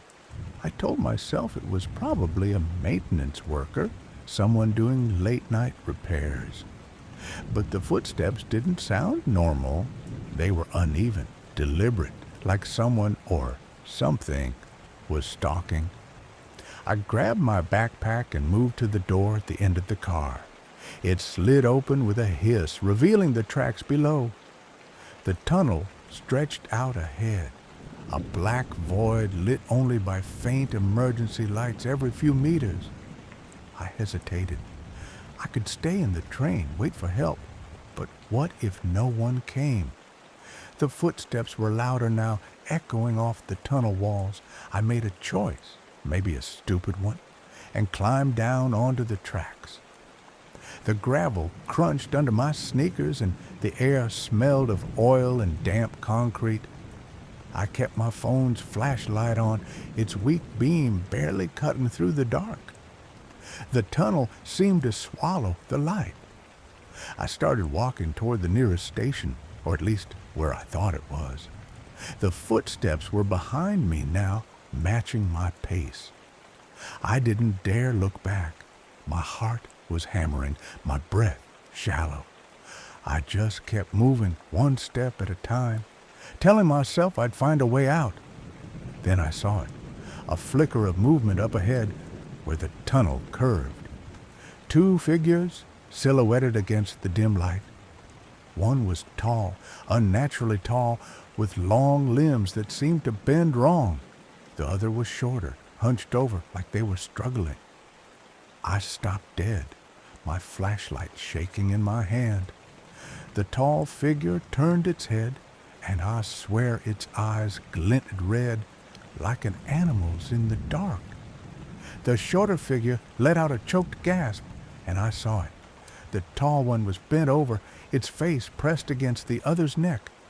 Blood glistened, black in the low light, pooling on the ground. I couldn't move. My legs felt like lead. The tall figure straightened, letting the other slump to the ground. It turned toward me, and I saw its face.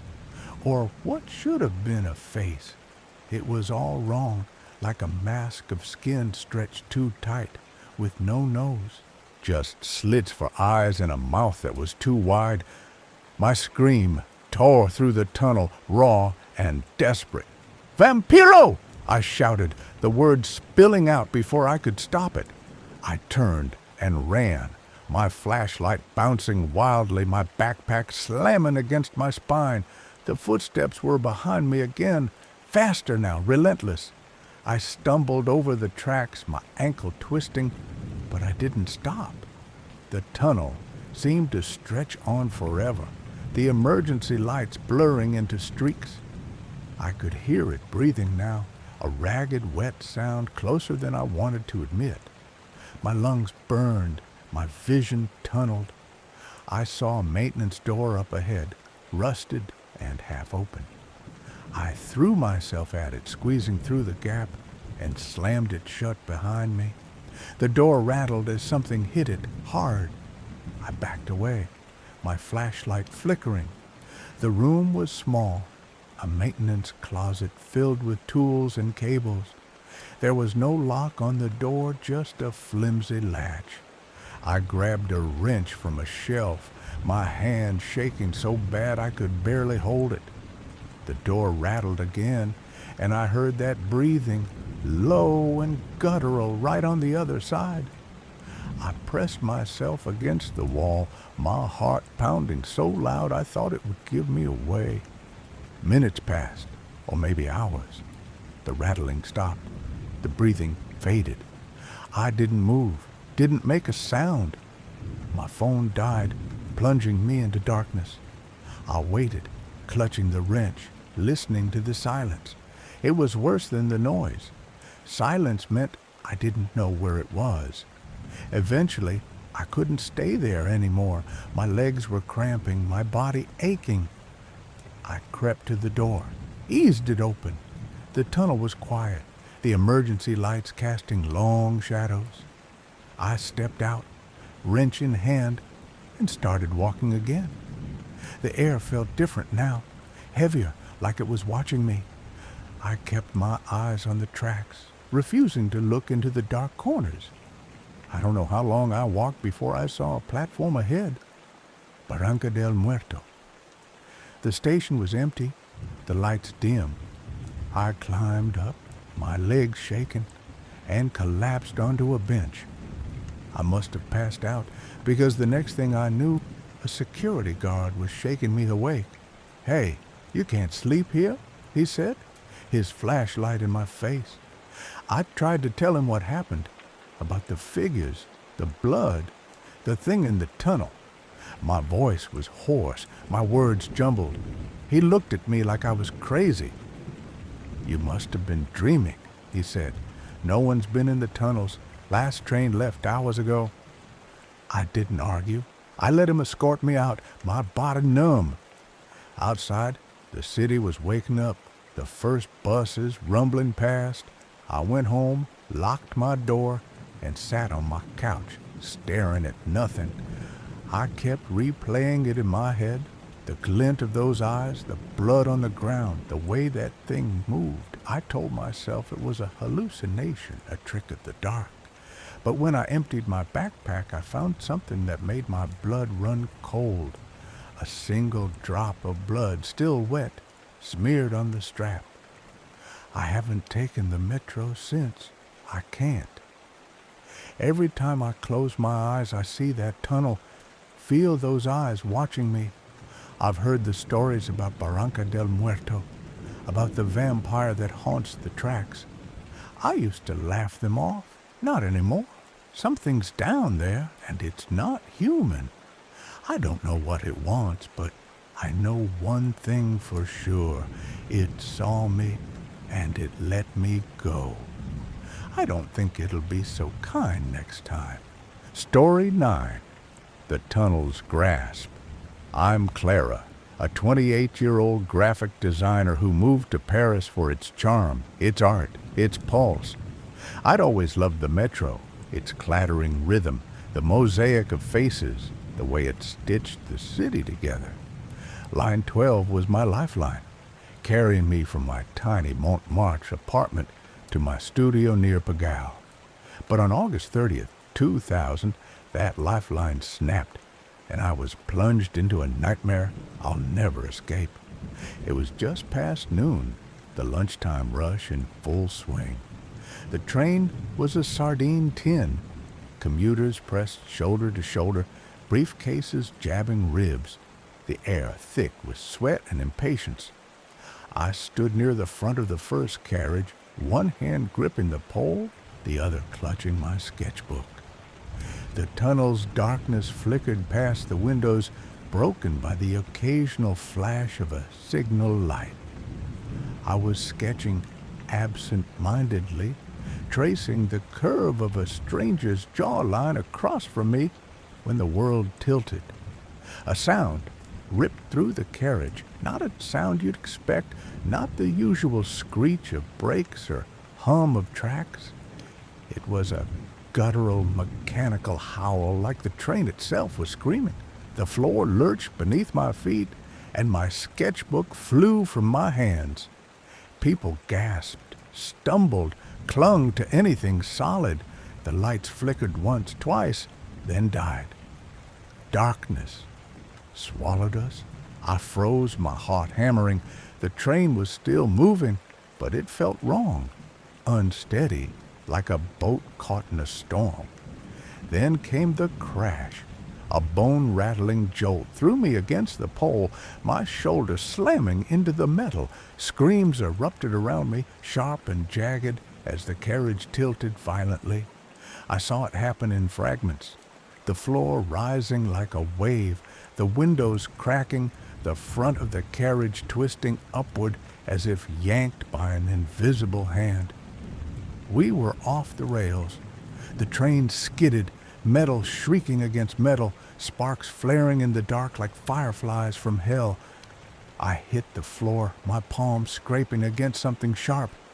Glass, maybe, or splintered plastic. A burning smell flooded my nose, acrid and chemical, and thick smoke began to curl through the air. Someone was shouting, "Get out! Get out!" But there was nowhere to go.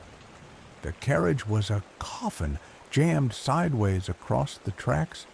I could feel it, motionless now, but wrong, so wrong, pressed against something it shouldn't be. I crawled forward, my hands fumbling over debris. The darkness was suffocating, broken only by the faint glow of emergency lights flickering on. Shapes moved around me, people staggering, sobbing, clawing toward the windows. A man beside me, his face smeared with blood, was muttering, "It's going to hit us! It's going to hit us!" I didn't understand until I saw it.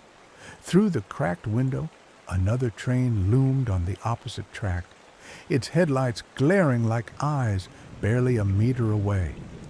We'd stopped just short of a head-on collision. Panic clawed at my chest. The smoke was thicker now, stinging my eyes, coating my throat. I coughed, my lungs burning, and pulled my scarf over my mouth. A woman next to me was screaming, her leg pinned under a twisted seat, her face pale as bone.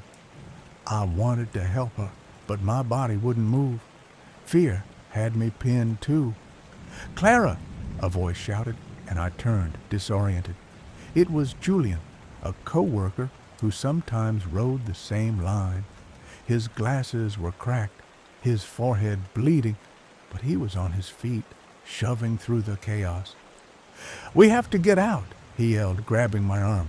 I stumbled after him, stepping over bags, shoes, a child's stuffed toy smeared with soot.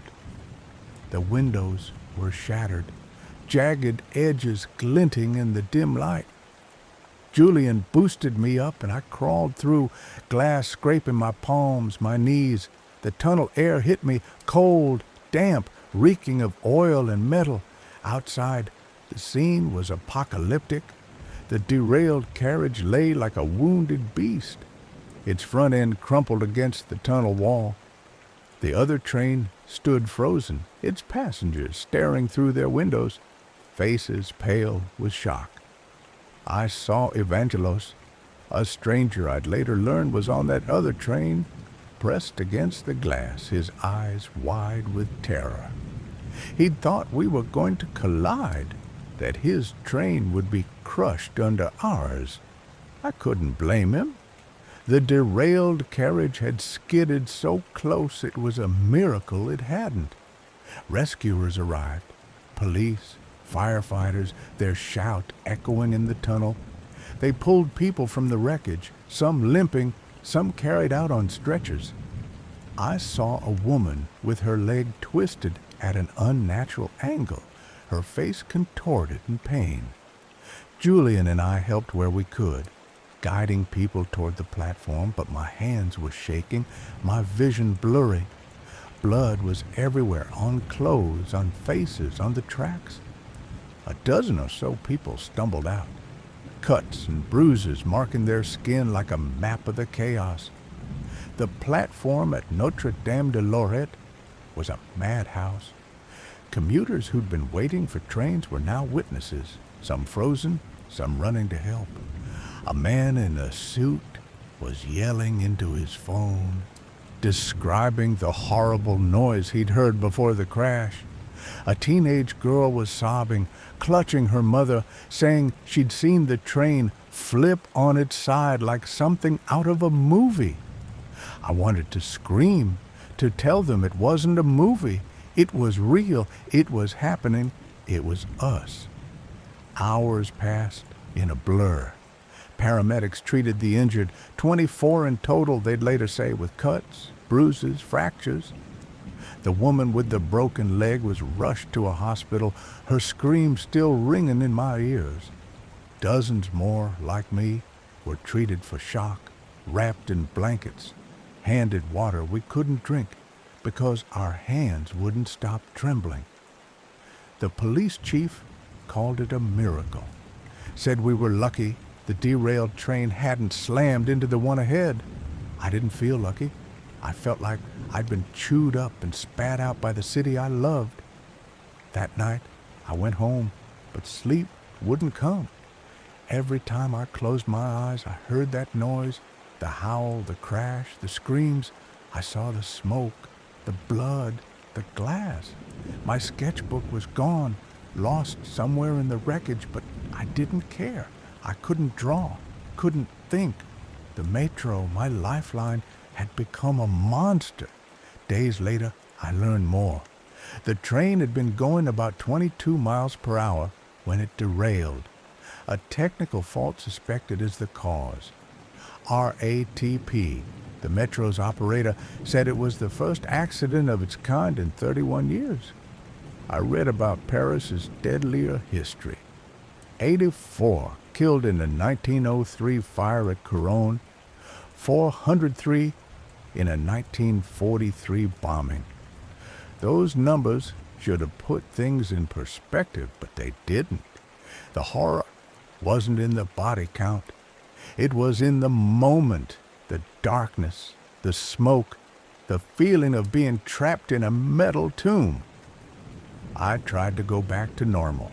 I took line 12 again, telling myself I had to, but every squeak of the tracks, every flicker of the lights sent my heart racing. I'd see Julian sometimes, and we'd exchange tight nods, no words needed. We both knew. We'd both been there. Months passed, and the city moved on. The twisted cars were cleared, the tracks repaired, the station reopened. But I couldn't forget. I'd catch myself staring at the tunnel's mouth as I waited for a train, wondering if it would happen again, wondering if next time the miracle wouldn't hold. One night, I was working late at the studio, sketching under the hum of a desk lamp. I drew the carriage, its tilted frame, the shattered windows, the smoke curling like fingers. I drew the faces I remembered, the woman with the broken leg, the man with blood on his face, Evangelos staring from the other train. My hand shook, but I kept going. It was the only way I could make sense of it, the only way to keep the horror from swallowing me whole. I still ride line 12. I have to. Paris is my home, and the metro is its veins. But every time I step onto that train, I feel it, the tunnel's grasp, waiting, and I know deep down that it's never really let me go. Story 10. The Lady in Red. My name is Clara, and I'm a night shift worker for the Toronto Transit Commission. I clean subway trains after hours, when the tunnels are empty and the city above sleeps. The job's quiet, lonely, but I've always liked the stillness of it, until Lower Bay. That abandoned station changed everything. They don't send cleaners down there often, but when they do, you hear the stories. The Lady in Red, a ghost, they say, in a crimson dress floating along the tracks. I laughed it off at first. Superstition, urban legend, something to spook the new hires. But after what I've seen, what I've felt, I'll never step foot in that station again. It started 3 months ago when my supervisor, Dan, called me into his office. "Clara, we need you at Lower Bay tonight," he said, his voice low, like he was asking me to do something wrong. I raised an eyebrow. Lower Bay's been closed since the 60s, only used for maintenance or the occasional film crew. "Why me?" I asked. Dan shrugged, avoiding my eyes. "You're reliable. Just a quick sweep. Debris on the tracks. In and out." He slid a key card across the desk, the kind that unlocks the sealed gates to the ghost station. I should have said no, but the extra pay was tempting, and I didn't believe in ghosts. That night, I descended the service stairs at Bay Station, the key card cold in my hand. The air grew heavier with each step, thick with dust, and something metallic I couldn't place. The platform was dim, lit only by flickering work lights strung along the walls. Tiles, once white, were yellowed and cracked, and the air smelled of damp stone and rust. I gripped my flashlight, its beam cutting through the dark, and started toward the tracks. The silence was oppressive, broken only by the drip of water somewhere deep in the tunnel. I'd been told to check for loose debris, tools, trash, anything that could interfere with maintenance. I stepped onto the tracks, my boots crunching on gravel. The tunnel stretched ahead, a black void that swallowed my light. I moved quickly, wanting to be done. That's when I heard it, a soft rustle, like fabric dragging across the ground. I froze, heart pounding. "Hello?" I called, my voice echoing. No answer, just the drip, drip of water. I shook my head, blaming the stories for making me jumpy, and kept moving. 10 minutes in, I found a pile of rubble, broken tiles, a rusted wrench, some crumpled papers. I crouched to gather them, my flashlight tucked under my arm. The rustling came again, closer this time, from the tunnel ahead. I aimed my light, expecting a rat or a stray piece of trash caught in a draft. Nothing, just darkness. But the sound didn't stop. It was rhythmic now, like someone pacing slowly, deliberately. I stood, gripping the wrench I'd found, its weight reassuring in my hand. "Who's there?" I shouted. The rustling stopped. For a moment, I thought I was alone again. Then I saw her. She was maybe 20 feet away, standing on the tracks. A woman in a red dress, the color so vivid it seemed to glow in the dim light. Her head was bowed, her hair dark and tangled, spilling over her shoulders. I couldn't see her face, but something about her was wrong. Her dress hung unevenly, tattered at the hem, and her feet, God, her feet didn't touch the ground. She hovered just an inch or two above the rails, motionless. My breath caught, and the wrench slipped from my hand, clattering loudly. Her head snapped up, and I screamed. She had no eyes, just black, empty sockets where they should have been. I stumbled back, my flashlight falling, its beam spinning wildly across the tunnel. She didn't move, but I felt her watching me, those hollow sockets pulling at something inside me, like she was reaching into my chest. I turned and ran, my boots slipping on the gravel, my heart slamming against my ribs. I didn't look back until I reached the platform, scrambling up the stairs, the key card shaking in my hand as I fumbled to unlock the gate.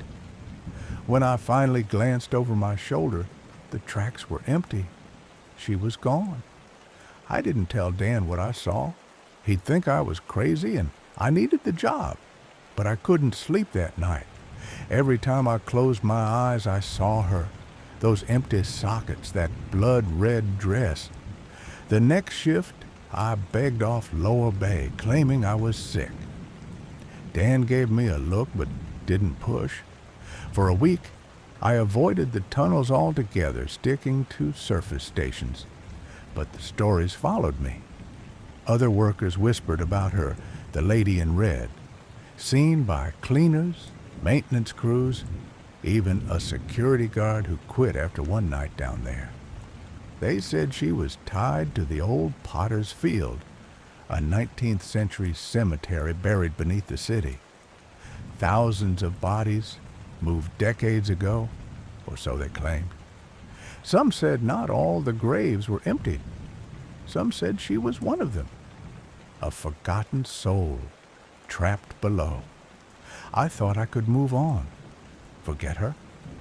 But 2 weeks later, I was assigned to Lower Bay again. No choice this time. Short-staffed, and Dan wasn't taking excuses. "You'll be fine," he said, but his voice was tight, like he knew something he wasn't saying. I went down alone, armed with a brighter flashlight and a radio I prayed would work. The platform was the same, dim, dusty, silent. I stayed on it this time, refusing to step onto the tracks. I swept the tiles, my eyes darting to the tunnel's mouth every few seconds. The rustling came again, faint at first, then louder, closer. I gripped the broom, my knuckles white.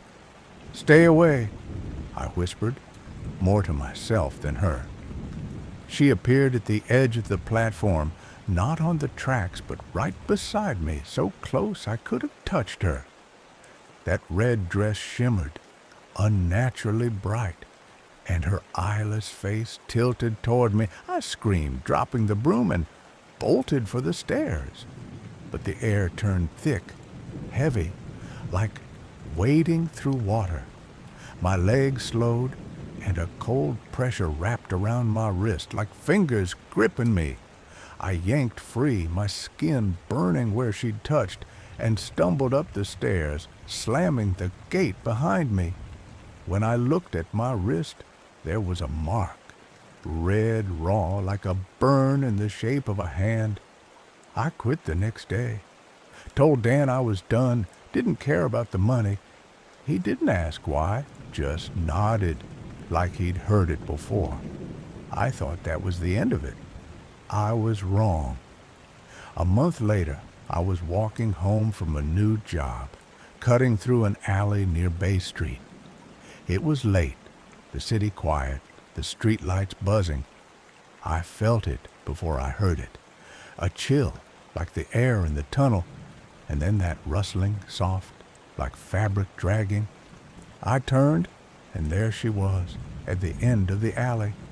The lady in red, her dress glowing under the streetlight, her eyeless face fixed on me. I froze, my breath clouding in the cold air.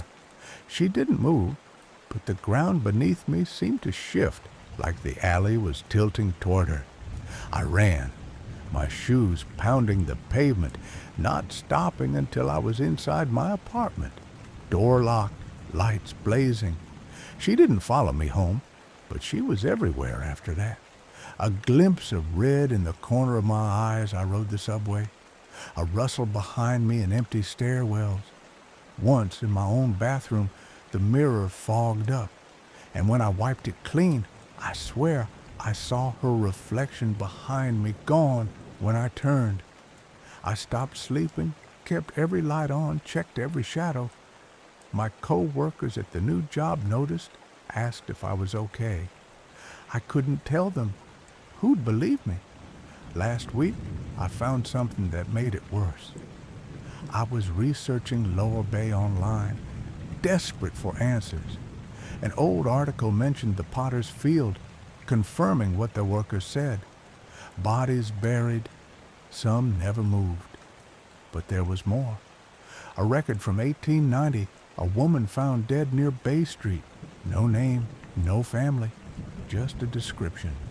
Young, dark hair, wearing a red dress.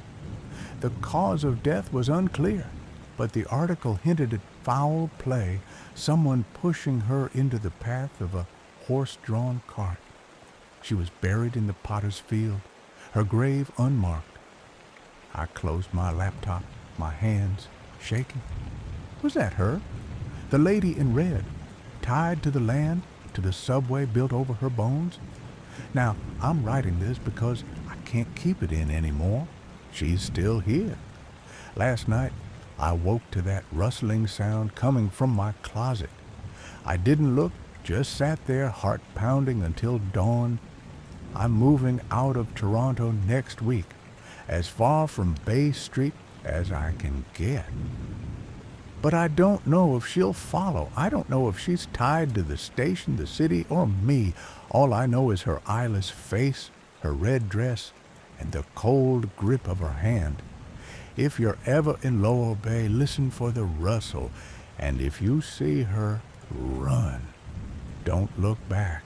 Story 11, The Last Train Home. My name is Minji, and I was just another commuter on that fateful morning of February 18th, 2003, in Daegu, South Korea. The subway was my lifeline, carrying me from my small apartment to my office job downtown. That day, I boarded the train at Jungangno station, expecting nothing more than the usual crush of bodies and the hum of routine. I had no idea I was stepping into a nightmare that would haunt me for the rest of my life. The platform at Jungangno was crowded, as always. It was 9:50 a.m., and the air carried the faint metallic tang of the subway tunnels. I stood near the edge, clutching my bag, my earbuds playing a soft pop song to drown out the chatter. The train screeched into the station, its brakes hissing like a warning I didn't yet understand.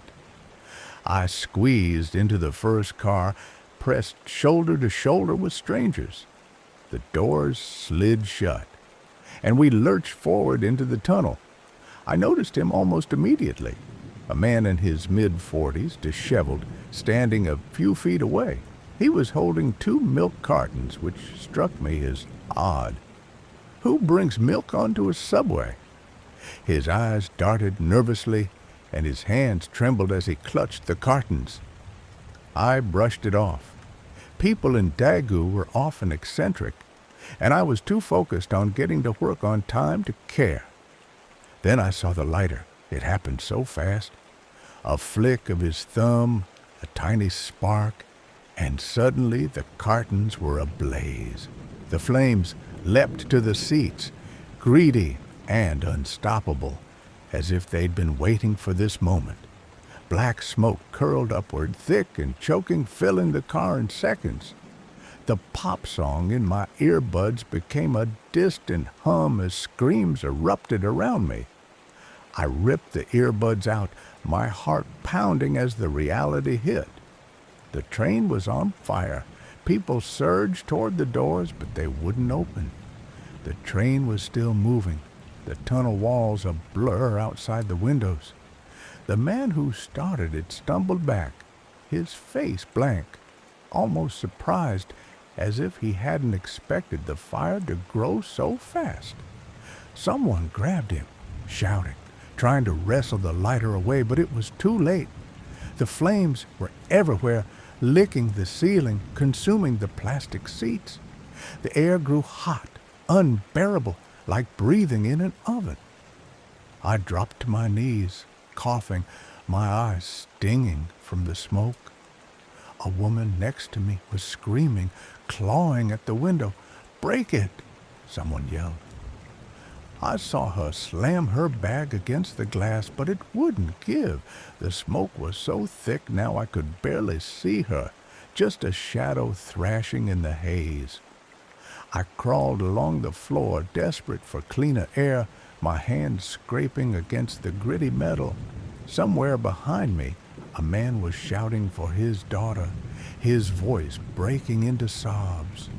The train lurched to a stop, and I realized we'd reached Jungangno station again. Another train was waiting there, its doors open, passengers staring in confusion. The fire didn't care. It jumped to the second train, the flames racing through the open doors like a predator chasing prey. I heard the whoosh of it spreading, the crackle of burning fabric, and more screams, higher, more desperate. The tunnel lights flickered, then went out, plunging us into near darkness broken only by the orange glow of the fire. I don't know how I kept moving. Instinct, maybe. I crawled toward the door, my lungs burning, my hands fumbling for anything to hold on to. I could hear others behind me coughing, crying, some silent, too silent. I reached the door just as it hissed open, a miracle in the chaos. I stumbled onto the platform, gasping, my vision blurred with tears and smoke. Behind me, the car was an inferno, flames curling out like fingers trying to pull me back. The platform was chaos.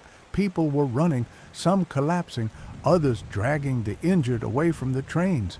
I saw a man with his jacket over his face, staggering toward the exit. A woman was on her phone, her voice frantic.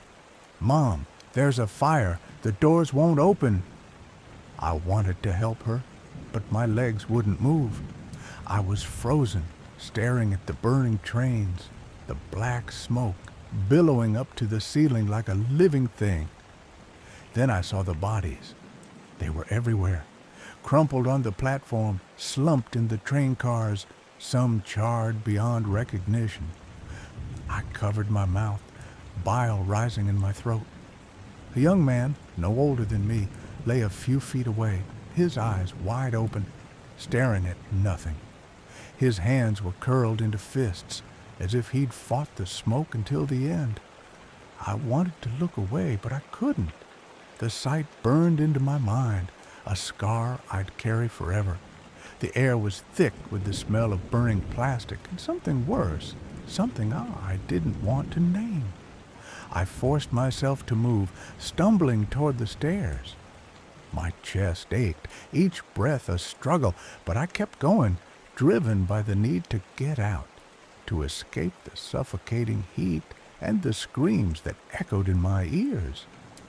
I passed a group of rescuers, firefighters in oxygen masks, their faces grim as they ran into the tunnel.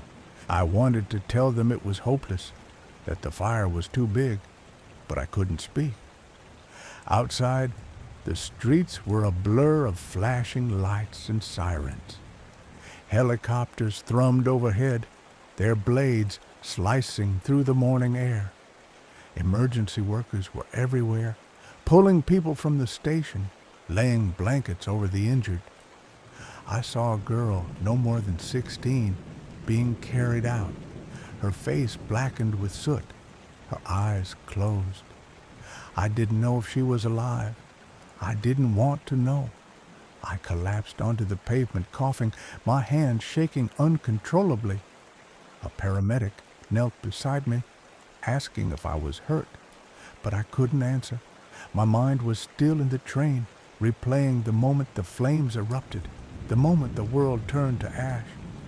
I saw the man with the lighter again, his blank stare, the spark that started it all. Why? The question screamed in my head, but there was no answer, only the crackle of fire and the weight of the smoke. Hours passed, or maybe minutes. I couldn't tell. The paramedics moved me to a triage area, wrapping a blanket around my shoulders. I heard snippets of conversation. Over 120 dead, someone whispered. 2 trains completely engulfed. I closed my eyes, trying to block it out, but the images kept coming. Bodies in the train, the woman at the window, the man calling for his daughter. I wanted to scream, to make it stop, but my voice was gone, lost in the smoke. By evening, the full horror was clear. The news vans were already there, cameras pointed at the station as smoke poured out. They said it was one of the worst disasters in South Korea's history. I didn't need them to tell me that. I'd seen luxury, the bones of those trapped in the flames, the survivors crawling out like ghosts. I was one of those ghosts now, alive but hollow, carrying the weight of what I'd seen. I don't remember how I got home that night. I don't remember much of the days that followed either. The city mourned, flags at half-mast, but for me, the world had stopped in that tunnel. I couldn't sleep without seeing the fire, hearing the screams. I stopped taking the subway, walking miles to work instead, my heart racing every time I passed Jungangno station. The scorched lockers, the debris, they were still there, a silent reminder of the day hell came to Daegu. I'm older now, but the memories haven't faded.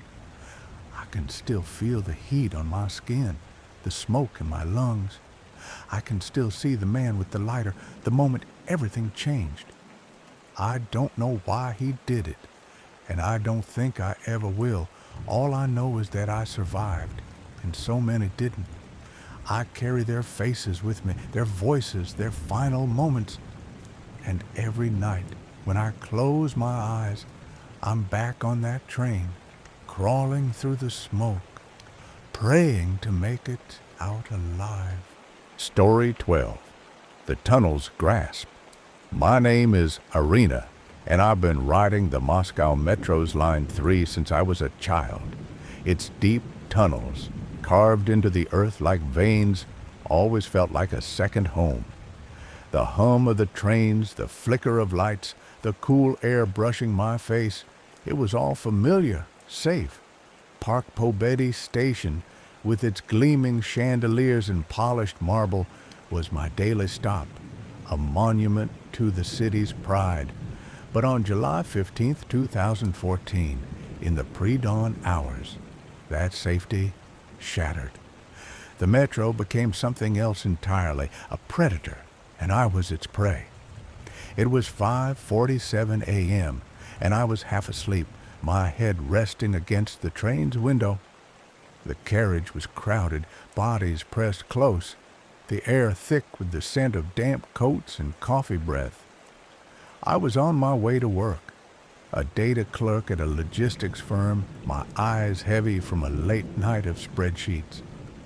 The train's rhythm was hypnotic, lulling me into a daze. Then, without warning, a violent jolt ripped through the car. It was as if the earth itself had flinched. My body slammed forward, my forehead cracking against the seat in front of me. A chorus of screams erupted, and the world tilted. Everybody spun to one side. I heard a man yell, his voice trembling as the carriage shuddered. The lights flickered, then died, plunging us into near darkness. Only the faint emergency glow strips along the floor kept the blackness at bay. I tasted blood on my lip, my hand scrambling for something to hold on to. The train wasn't moving anymore. It was wrong, tilted, like a beast that had collapsed mid-stride. Metal groaned, a deep, guttural sound that seemed to come from the tunnel itself. My heart pounded so hard I thought it might burst. I forced myself to stand, my legs shaky. Around me, people were crying, shouting, some frozen in shock. A woman next to me clutched her arm, blood seeping through her fingers. "What happened?" she whispered, her eyes wide with panic. I didn't know. No one did. The air grew heavier, thick with dust and something acrid like burning wires. I coughed, my throat burning, and stumbled toward the nearest door. It wouldn't budge. The glass was cracked, spider webbing out from some unseen impact. Beyond it, the tunnel was a void, swallowing any light that dared to reach it. "Stay calm!" a man in a suit called out, his voice cracking. He was trying to pry open a door, his fingers slipping on the handle. Others joined him, their hands fumbling in the dimness. I turned to help, but a low, grinding noise stopped me cold. It came from beneath the train, a sound like bones snapping under pressure. The carriage lurched again, and I fell, my knees hitting the floor hard. Someone screamed, a piercing animal sound that made my skin crawl. I looked back and saw a young man pinned under a collapsed seat, his face pale, eyes wide with terror. "Help me," he gasped, his voice barely audible over the chaos. I crawled toward him, my hands scraping against shards of glass and twisted metal. The floor was slick, and I didn't want to think about what it was. "Hold on," I said, my voice trembling. I grabbed the edge of the seat, pulling with all my strength, but it wouldn't move. His breathing was shallow, his eyes starting to glaze over. "Stay with me," I pleaded, but before I could try again, another jolt rocked the carriage. The metal above us buckled, and a shower of sparks rained down. I ducked, covering my head, and when I looked up, the man was still. Too still. Panic clawed at me, but I forced it down. I had to get out. The air was growing thicker, the smoke stinging my eyes. I stumbled back to the door where the man in the suit was still fighting to open it. Others were banging on the windows, their fists leaving smears of blood. "It's jammed!" someone shouted. Then, from the front of the carriage, a new sound, a sharp, metallic screech, like something massive was dragging itself along the tracks. My stomach twisted. It wasn't just the train. Something was wrong with the tunnel itself. I pressed my face against the cracked window, straining to see. The emergency lights cast weak, flickering beams into the darkness, illuminating jagged shapes. The tunnel walls looked wrong. They weren't smooth anymore. They were pitted, cracked, as if something had clawed at them. And then I saw it, a shadow, massive and formless, moving just beyond the light. It wasn't a rescue team. It wasn't human. "Does anyone see that?" I whispered, my voice barely audible. The woman next to me followed my gaze, her face paling. What is that?" she stammered. Before anyone could answer, the carriage shuddered again, harder this time. The floor tilted further, and I slid, crashing into a pile of shattered seats. Pain shot through my side, but I forced myself to stand. The shadow was closer now, its edges indistinct but massive, filling the tunnel like a living thing. The air grew colder, unnaturally so, and my breath came in sharp, visible puffs. "We need to move!" I shouted, my voice finally breaking through the panic. The man in the suit nodded, his face grim. Together, we managed to force the door open, the metal screeching in protest. A wave of cold air rushed in, carrying the smell of damp stone and something metallic, like blood. The tunnel was dark, but the emergency lights revealed a narrow path along the tracks. "Go!" I urged, helping the woman with the bleeding arm through the gap. Others followed, their faces pale, their movements frantic. The tunnel was a nightmare. The walls seemed to pulse, the cracks wider now like open wounds. The air was thick, almost suffocating, and every step felt like wading through water. I kept glancing back, half expecting that shadow to lunge at us. The others were whispering, some crying, their voices echoing strangely the confined space. "Keep moving," I said, more to myself than anyone else. My flashlight, pulled from my bag, cast a weak beam ahead, but it only made the darkness feel deeper. We hadn't gone far when we heard it, a low, resonant hum like the tunnel itself was breathing. The ground trembled beneath our feet, and a woman screamed, pointing at the wall. I turned, and my blood ran cold. The cracks were moving, spreading like veins, and something was seeping from them, a dark, viscous liquid that glistened in the faint light. It wasn't water, it wasn't oil. It moved, pooling on the ground, creeping toward us. "Run!" I shouted, grabbing the woman next to me and pulling her forward. The group surged ahead, stumbling over the tracks, their breaths ragged. The hum grew louder, vibrating in my chest, and the liquid was gaining on us, spreading faster than we could move.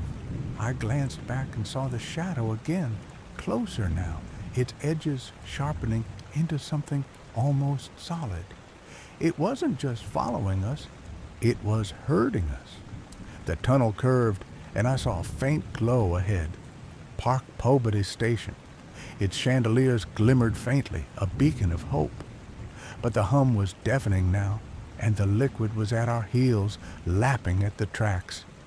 I pushed harder, my legs burning, my lungs aching. The woman I was pulling stumbled, and I yanked her upright, refusing to let go. "We're almost there," I gasped, though I wasn't sure I believed it. As we neared the platform, the ground shook violently, and a deafening roar filled the tunnel. The shadow surged forward, and for a moment I saw it clearly, a mass of writhing darkness, eyes glinting within it, too many to count. It wasn't mechanical. It wasn't a track failure. It was alive. I screamed, my voice lost in the chaos, and threw myself onto the platform, dragging the woman with me. Others followed, collapsing onto the marble floor, their faces streaked with soot and tears. The station was eerily quiet, the chandeliers flickering like dying stars. Emergency crews were nowhere in sight. The air was heavy, oppressive, and the hum hadn't stopped. It was coming from below, from the tunnel we'd just escaped. I crawled to the edge of the platform, peering down. The liquid was rising, covering the tracks, and the shadow was there, watching. Its eyes locked onto mine, and I felt a coldness seep into my bones, a certainty that it wasn't done with us. "We can't stay here," I whispered, my voice hoarse. The others nodded, their faces pale. We stumbled toward the escalators, the marble walls closing in around us. The station felt wrong, too. Its grandeur warped, the chandeliers casting shadows that moved when they shouldn't. The escalators were still, their metal steps cold under my feet.